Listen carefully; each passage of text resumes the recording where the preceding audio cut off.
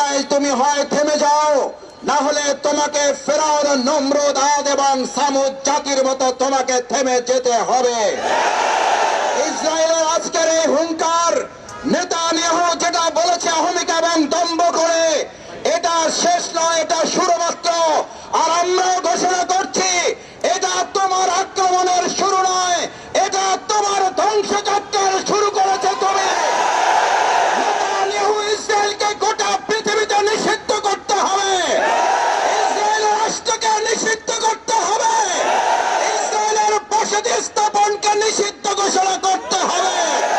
গোটা বিশ্ব মুসলিম ঐক্য করে ইসরায়েলের অমানবিক হামলার বিরুদ্ধে দায়িত্বহীন কণ্ঠে আমরা ঐক্যবদ্ধ ভূমিকা পালন করে ইসরায়েলের এই গণহত্যা বন্ধ করব ইনশাআল্লাহ। সংগ্রামী ভাই এবং বন্ধুগণ, আমরা দায়িত্বহীন কণ্ঠে বলতে চাই, চুক্তি লঙ্ঘন করার পর রাসূল করিম সাল্লাল্লাহু আলাইহি সাল্লামের মক্কা বিজয় নির্ধারিত হয়েছিল। আজ ইসরায়েল চুক্তি ভঙ্গ করেছে, ফিলিস্তিনের বিজয় নির্ধারিত হবে।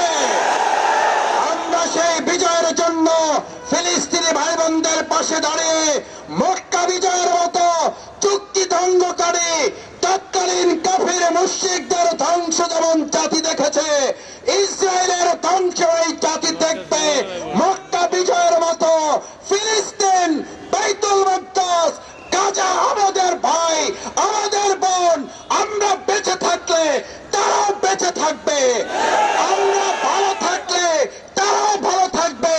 সেই অঙ্গীকার, সেই আন্দোলনে আমরা সবাই উজ্জীবিত ভূমিকা পালন করব।